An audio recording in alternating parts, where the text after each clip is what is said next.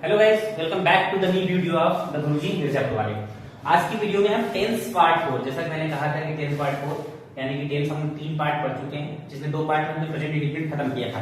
Present indefinite के सारे rules हम लोग पढ़ चुके थे। प्रेजेंट कंटीन्यूअस में एक बार रूल्स आपको रिवीजन करा देता हूं।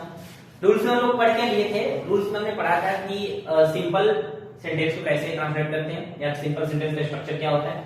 Subject plus is am are plus verb की first form plus ING plus object plus other word, जिसमें हमने आपको बताया था कि ही सी इट और किसी सिंगुलर नंबर और किसी नेम के साथ हम इज का प्रयोग करते हैं।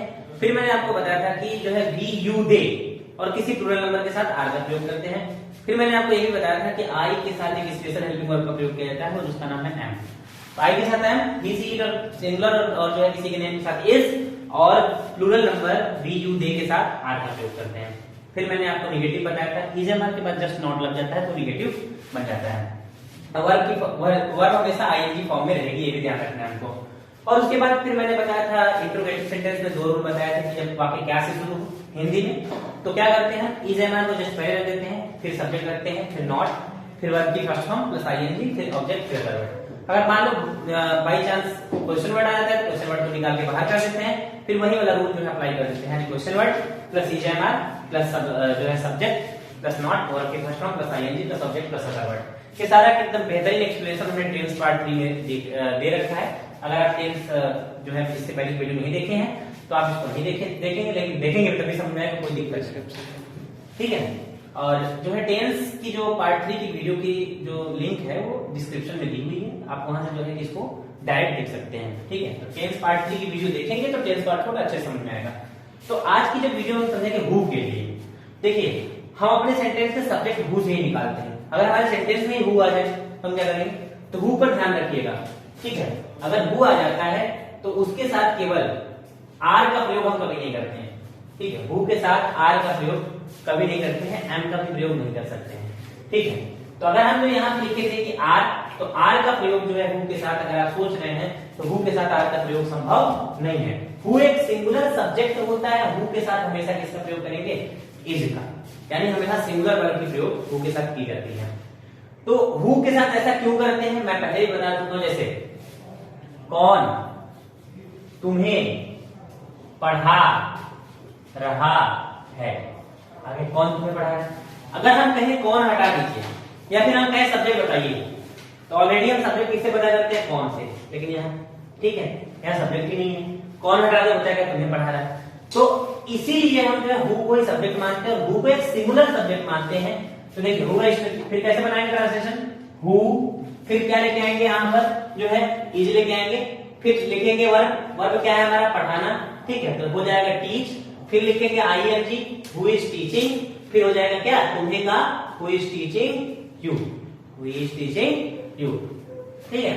कौन तुम्हें बुला रहा है, हु इज कॉलिंग यू, कौन तुम्हें पीट रहा है, हु इज बीटिंग यू। यानी हु के साथ कभी आर का प्रयोग भूल के भी मत करिएगा। एम को हो ही नहीं सकता क्योंकि एम का जो स्पेशल केस में होता है, आई के साथ एम का प्रयोग होता है। तो ये था हु का कहानी। फिर मैंने आपको एक स्पेशल केस बताया था, एकदम स्पेशल वाला केस, कि जब वाक्य के बीच में क्वेश्चन वर्ड प्लस नाउन आ जाए। वो क्वेश्चन वर्ड प्लस नाउन का आप नाम जानते हैं, हाउ मेनी, आपको पता है हाउ मेनी, हाउ मच, बताया था आपको कि हाउ मेनी, हाउ मच, विच और हुज, ये ऐसे हैं, ठीक है। ये ऐसे होते हैं कि जिनके साथ क्वेश्चन वर्ड प्लस नाउन आता है, और ये ऐसे क्वेश्चन वर्ड प्लस नाउन है कि जिनके साथ सब्जेक्ट आता भी है, सब्जेक्ट नहीं भी आता है, ठीक है। तो हाउ मेनी का मतलब होता है कितने प्लस संख्या के लिए, हाउ मच का मतलब होता है कितना क्वांटिटी के लिए, जैसे हम कहें कितने लड़के, तो ये गिन सकते हैं तो कितने लड़के होंगे। फिर अगर हाउ मच कितना दूध, दूध को क्या गिन सकते हैं, नहीं, विच है कौन सा या कौन सी, ठीक है।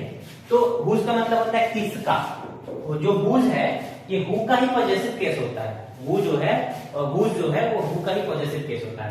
तो इतनी कहानी समझ में, तो समझिए अगर क्वेश्चन वर्ड प्लस नाउन है, मैं इसको हु वाले रेस कर रहा हूं, आप लिख लीजिएगा, वीडियो पीछे करके रिवाइंड करके है, ठीक है। अब समझिए, अगर मैं देखिए 2 सेंटेंस दूंगा, मैं आपको 2 सेंटेंस देता हूं, आपको कहानी समझ में आएगी, ठीक है। मैं बोल रहा हूं कितने लड़के, ठीक है, अंग्रेजी, मैंने कहा कितने लड़के अंग्रेजी पढ़ रहे हैं, फिर ठीक है।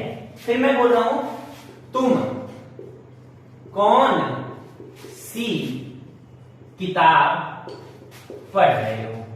देखिए दोनों सेंटेंस को ऑब्जर्व करिएगा, दोनों सेंटेंस को ऑब्जर्व करिए।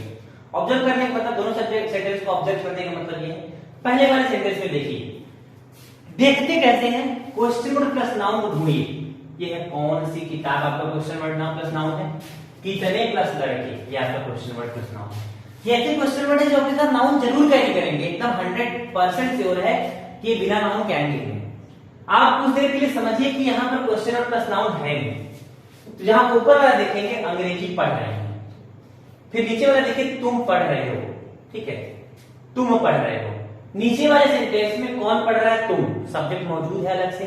ऊपर वाले सेंटेंस में अंग्रेजी पढ़ रहे हैं, सब्जेक्ट की अभाव पाई जा रही है, यानी कि कौन पढ़ रहा है अंग्रेजी पता नहीं, लेकिन कितने लड़के अंग्रेजी पढ़ रहे हैं। यहां पर ऊपर वाले में सब्जेक्ट अलग से, मतलब इस क्वेश्चन वर्ड प्लस नाउन के अलावा आपके पास कोई सब्जेक्ट नहीं है।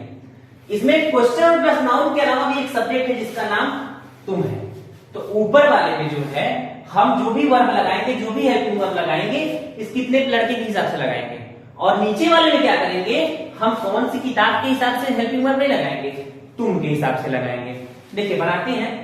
तो सबसे पहले पहला काम हमारा ये है कि क्वेश्चन वर्ड प्लस नाउन को हम लेके आते हैं। हाउ मेनी बॉयज, क्या हो गया, हाउ मेनी बॉयज, ठीक है। अब उसके बाद इसी के हिसाब से अगर लगाएंगे तो क्या हो जाएगा, आर, नॉट तो आया नहीं, आर नहीं कर देते, हाउ मेनी बॉयज आर, फिर हो जाएगा रीड, इसी में आईएनजी लगा दोगे तो हो जाएगा रीडिंग, हो जाएगा। फिर इसके बाद इंग्लिश, क्या हो जाएगा, how many boys are reading English. इसमें सब्जेक्ट नहीं था, अब इसमें सब्जेक्ट है, तो हम इसमें भी क्या काम करेंगे, क्वेश्चन वर्ड प्लस नाउन को पहले लेके आएंगे, विच बॉय, सॉरी बॉय नहीं है, बुक है, विच बुक।